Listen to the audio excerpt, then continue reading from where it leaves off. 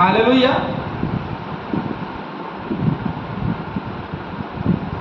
आज एक बार फिर से हम आज की क्लास में आगे बढ़ेंगे और प्रेरितों के काम 19वां अध्याय वचन 20 से आज हम देखना आरंभ करेंगे। आप सभी को प्रभु यीशु मसीह के नाम में सलाम, जय मसीह की। क्लास में आगे बढ़ते हुए हम चलेंगे और देखेंगे। चैनल को लाइक करें, सब्सक्राइब करें, शेयर करें, ताकि हम और भी लोगों तक इस वचन को पहुंचा सकें, बढ़ा सकें। जब पौलुस ने प्रेरितों के काम 19 अध्याय 30 वचन से आगे आज हम देखना आरंभ करेंगे, है ना। चलिए 30वां वचन। जब पौलुस ने लोगों के पास भीतर जाना चाहा तो चेलों ने उसे जाने ना दिया। क्यों?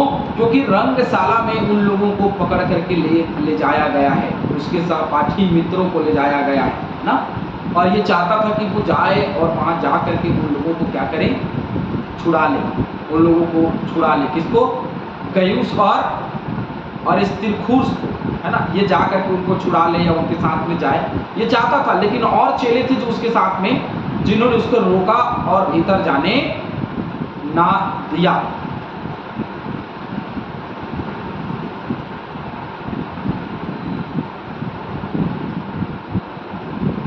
आसिया के हाकिमों में से भी उसके कई मित्रों ने उसके पास कहला भेजा और विनती की कि रंगशाला में जाकर जोखिम न उठाना। अब बहुत सारे लोग हैं, आसिया के हाकिमों में से भी उसके कई मित्र थे और उन सब ने अंदर से कहला भेजा कि रंगशाला में जाकर जोखिम न उठाए, क्योंकि उसके प्राण बहुत अनमोल हैं प्रभु के लिए, इसलिए वो ना जाए। वहाँ कोई कुछ चिल्लाता था और कोई कुछ, क्योंकि सभा में बड़ी गड़बड़ी हो रही थी और बहुत से लोग तो यह जानते ही नहीं थे कि हम किस लिए इकट्ठे हुए हैं। क्योंकि रंगशाला है, एक न्याय का स्थान है उन लोगों के, उन दिनों में उन लोगों के लिए। और उस समय में कई लोग तो ये नहीं जानते थे कि किस पर्पस से हम जुड़े या किस पर्पस से हमको यहाँ बुलाया गया। और कुछ लोग कुछ चिल्ला रहे तो कुछ लोग कुछ चिल्ला रहे कि रंगशाला में गड़बड़ी, वहाँ कोई न्याय की बातें नहीं हो पा रही थी। तब उन्होंने सिकंदर को, जिसे यहूदियों ने खड़ा किया था, भीड़ में से आगे बढ़ाया। सिकंदर हाथ से संकेत करके लोगों के सामने उत्तर देना चाहता था, परंतु जब उन्होंने जान लिया कि वह यहूदी है तो सब के सब एक शब्द से कोई 2 घंटे तक चिल्लाते रहे, इफिसियों की अर्तिमिस महान है, इफिसियों की अर्तिमिस महान है। ये लोग कितने घंटे तक चिल्लाते रहे? 2 घंटे तक चिल्लाते रहे, एक राग में। ये सीखने वाली बात है हम मसीहियों को, कि एक राग में लगातार एक ही शब्द को चिल्ला रहे हैं और अर्तिमिस देवी महान है, अर्तिमिस देवी महान है, इफिसियों की अर्तिमिस देवी महान है। कोई यहूदियों का ईश्वर नहीं चाहिए हम, कोई परमेश्वर नहीं चाहिए हम, हमारी अर्तिमिस देवी महान है। और ये सारी चीजें उस रंगशाला में हो रही, क्योंकि कोई न्याय करने वाला नहीं है। कौन है जो न्याय कर सकता है? एक व्यक्ति को, जिसको यहूदियों ने खड़ा किया था, वो खड़ा होकर के लोगों को बोलना चाहता था, लोगों को बताना चाहता था, लेकिन लोगों ने उनकी नहीं सुनी और कहा कि इफिसियों की अर्तिमिस देवी महान है। हालेलुया। कितनी महानता हो सकती है उस देवी की, जो विचार की देवी है, जो पाप की देवी, कितनी महानता हो सकती है? नहीं, कोई महानता नहीं।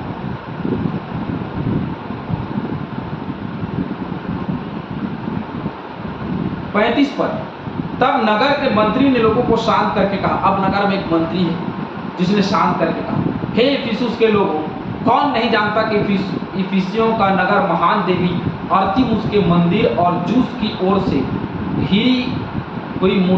गिरी हुई मूर्ति का टहलुआ है। कौन नहीं जानता? सब जानते हैं, बताने की जरूरत नहीं। हम सबको पता है कि वास्तव में ये अर्तिमुस देवी का ये जो मंदिर, ये सारी चीजें हैं।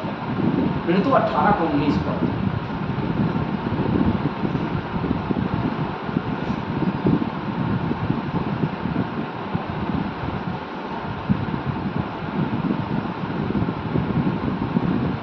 और उसने इफिसुस में पहुंचकर उनको वहां छोड़ा और आप आराधनालय में जाकर यहूदियों से वाद विवाद करने लगा। तो कहीं ये इसकी दुश्मनी तो नहीं थी? और ये बात सही है, क्योंकि कभी भी पौलुस जो है वो कहीं भी जाता था तो सबसे पहले यहूदियों के आराधनालय में जाता था और आराधनालय में जा करके उनसे बहस करता था, उनसे जवाब वाद विवाद करता था। और वो बताने का प्रयास करता था कि जिस यीशु मसीह को तुमने क्रूस पे चढ़ाया वही यीशु मसीह परमेश्वर का पुत्र है। यहूदी लोग समझना नहीं चाहते। यदि यहूदी लोग समझ जाएंगे तो फिर यदि यहूदी लोग उन दिनों में समझ जाते तो सच्चा ईश्वर कौन है वो उनको पता चल जाए। और इनका जो चल रहा था इतने दिन से राजपाट, जो इतने दिनों से इनका राजपाट चल रहा था वो खत्म हो जाता। बहुत स्वाभाविक था इनका नहीं मानना। बहुत सारे लोगों का अलग अलग लोग बोलते हैं ऐसा इस वजह से नहीं माना, वो शैतान घर कर गया, ये हो गया। देखिए लालच में लोग फंसे हुए इसलिए लोग मानना नहीं चाहते। आज मैं और आप जब मसीही लोग हैं वो लालच में फंसे इसलिए धनवान होना, धन का लाभ चाहना ये लोग नहीं छोड़ते। और वो लोग ऐसी जिंदगी जी क्योंकि वो लालच में फंसे हुए लोग। वो लालच नहीं छोड़ना चाहते, बुराई नहीं छोड़ना चाहते, चुगली नहीं छोड़ना चाहते, क्रोध नहीं छोड़ना चाहते, ईर्ष्या, डाह, जलन, जितनी बुराई है मनुष्य के जीवन को छोड़ना नहीं चाहते। शराबी शराब छोड़ना नहीं चाहते, जुआ खेलने वाला जुआ छोड़ना नहीं चाहते। डॉक्टर कहता है कि अब शराब पियोगे तो मर जाओगे, उसके बाद भी लोग शराब पीते नहीं छोड़ते। तो क्या परमेश्वर जो आने वाले दिनों में दंड देने वाला है, क्या उसको लोग डरेंगे? क्या उससे लोग भय खाएंगे? वो डरता है जो सचमुच में जीवन चाहता है। यदि मैं भय खाता हूं तो इसलिए क्योंकि मैं सचमुच में जीवन चाहता हूं। मैं अपने परिवार के लिए, अपने खुद के लिए एक जीवन चाहता हूं, इसलिए मुझे उससे भय खाना चाहिए। और मैं भय खाता हूं। हर एक व्यक्ति जो उससे भय खाता है वो इसलिए नहीं कि हमको कुछ मिलेगा, इसलिए कि हम इसलिए भय खाते हैं, इसलिए परमेश्वर का आदर करते हैं क्योंकि हम चाहते हैं कि हमारी जिंदगी अच्छे तरीके से, हमारी जिंदगी में बदलाव हो। अरे नॉर्मल तरीके से देखिए शराब पीना बुरी बात, लेकिन परमेश्वर ने कहा नशा ना कर, मत करो। लूच पर करना जरूरी है, डाह करना जरूरी है क्या? जलन करना, ईर्ष्या रखना जरूरी नहीं, कोई जरूरी नहीं, लेकिन हम रखते हैं क्योंकि ये मनुष्य का एक स्वभाव, एक आंतरिक स्वभाव, उसको छोड़ना बहुत जरूरी है। यदि हम छोड़ेंगे नहीं तो काम गड़बड़। मत्ती 5 अध्याय और उसके 7वें वचन को जब हम पढ़ते हैं तो वहाँ लिखा है धन्य है वे जो दयामंद थे क्योंकि उन पर दया की जाएगी। लेकिन ये दया का वचन बहुत बड़ा है और हमने किसमें देखा है? हमने मत्ती रचित सुसमाचार में जब हम अध्ययन कर रहे थे तो उसमें हमने देखा इस धन्य वचन, ये धन्य वचन में से। तो धन्य वचन कहता है कि धन्य है वे जो दयावंत है, तो हमको दया रखनी पड़ेगी। ये बात हम सब जानते हैं और इसको मानना पड़ेगा, हमको दया रखना पड़ेगा मनुष्य के जीवन में। आगे, अतः जबकि इन बातों का खंडन ही नहीं हो सकता तो उचित है कि तुम शांत रहो और बिना सोचे समझे विचारे कुछ ना करो। बिना सोचे विचारे कुछ करने की आवश्यकता नहीं, शांत रहो थोड़ी देर, सोचने विचारने दो क्या किया जा सकता है। क्योंकि तुम इन मनुष्यों को लाए हो जो ना मंदिर के लूटने वाले हैं और ना हमारी देवी की निंदा की। ना इन्होंने मंदिर को लूटा, ना इन्होंने चोरी की और ना ही इन्होंने हमारी देवी की निंदा की है। ये सिर्फ प्रचार कर रहे हैं, लेकिन तुम ऐसे व्यक्ति को हमारे पास लेकर के आ गए हो जिनकी कोई गड़बड़ी हमको दिखाई नहीं पड़ रही है और इनकी गलती हमारे जीवन में हमको दिखाई नहीं पड़ रही है और ये तो निर्दोष दिख रहे हैं। ऐसे व्यक्ति को तुम यहूदी ला करके ये बोलते हो कि यहाँ ला करके तुम सजा दे पाओगे? यदि देमेत्रियुस और उसके साथी कारीगरों को किसी से विवाद हो तो कचहरी खुली है और हाकिम भी हैं, वे एक दूसरे पर नालिश करें। हाकिम भी यही है और कारीगर भी यही है। यदि कुछ गड़बड़िया हुई हो तो फिर बताओ क्या है भाई? देमेत्रियुस क्योंकि ये क्या कर रहा था? ये मंदिर का क्या करने वाला था? बनाने वाला था। इसका व्यापार ठप हो रहा था यदि मूर्ति पूजा ना करना, है ना? इसलिए कहा कि भाई कुछ विवाद है क्या? तुम यदि कुछ विवाद है, यदि कारीगरों से विवाद है या हाकिमों से विवाद है तो कुछ बोलो और कचहरी में नालिश करो, क्योंकि वहाँ तो कुछ है ही नहीं। परंतु यदि तुम किसी और बात के विषय में कुछ पूछना चाहते हो तो नियत सभा में फैसला किया जाएगा। एक सभा तय की जाएगी और नियत समय में उसका फैसला किया जाएगा। ये सही न्याय है, तुम्हारे चिल्लाने से कुछ नहीं होगा। क्योंकि आज के बलवे के कारण हम पर दोष लगाए जाने का डर है। आज जो बलवा तुम लोगों ने किया है या तुम लोगों ने जिन व्यक्तियों को पकड़ करके लाया, मारा, पीटा, घसीटा, ये एक बलवे के समान था। इस बलवा से हम पर दोष लगाया जा सकता है, इसलिए कि इसका कोई स्मरण नहीं, अर्थात इसीलिए इसका कोई कारण नहीं और हम इस भीड़ के इकट्ठा होने का कोई उत्तर ना दे सकेंगे।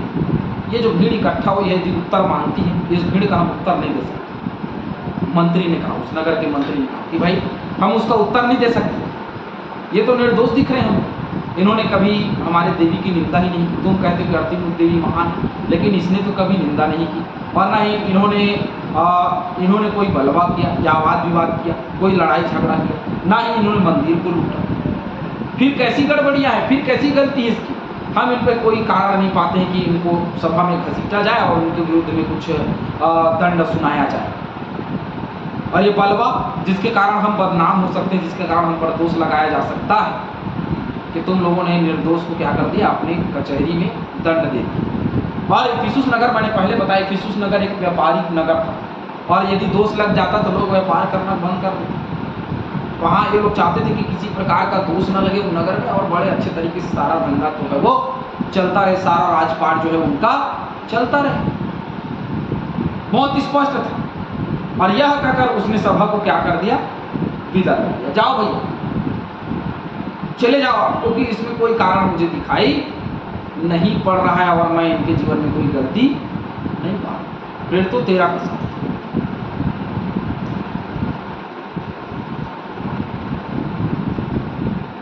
यह सिरगियुस पौलुस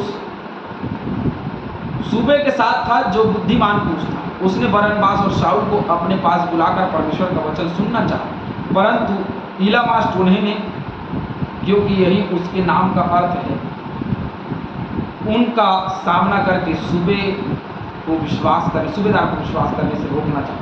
तब शाऊल ने, जिसका नाम पौलुस भी है, पवित्र आत्मा से परिपूर्ण होकर उसको क्या कर दिया, टकटकी लगाकर कहा, हे सारे कपट और दुनिया भर की बातों से भरे हुआ व्यक्ति, शैतानिक शक्ति से भरा व्यक्ति, क्या हो जाए, इसके अंदर चला। और चला।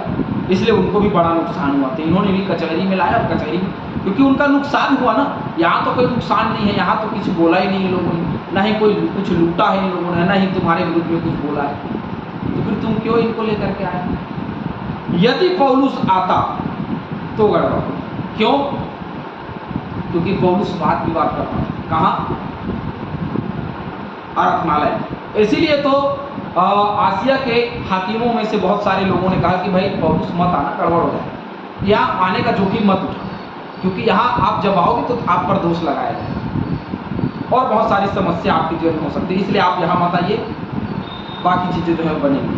और जब सभा में बात पहुँची तो वहाँ पे हम देख रहे हैं कि परमेश्वर के लोगों को परमेश्वर हर जगह, किसी ने कोई विरोध नहीं किया, उन लोगों को विदा कर दिया, जाओ अपना अपना काम करो।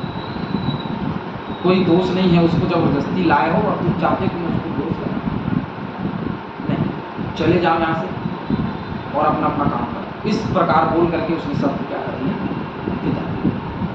और इस घटना से, जो पूरी घटना है, उससे सीखने को ये मिलती है मुझे और आप सबको सीखना चाहिए कि परमेश्वर का जन कहीं भी है, कि किसी भी मुसीबत में रहे, कितनी भी भीड़ इकट्ठी हो जाए, लेकिन परमेश्वर के लोगों के विरुद्ध में परमेश्वर बोलने नहीं। परमेश्वर जो है वो अपने लोगों को बचाता है, जो उसके डर और भय में चलते हैं, परमेश्वर उनको बचा करके निकालता है। लेकिन समस्या ये बात है कि हमको कबूतर की नहीं भोले भी बनना है, सांप की नहीं चतुर भी बनना है। हालेलुया। प्रभु आप सभी को बहुत आशीष दे। आमीन।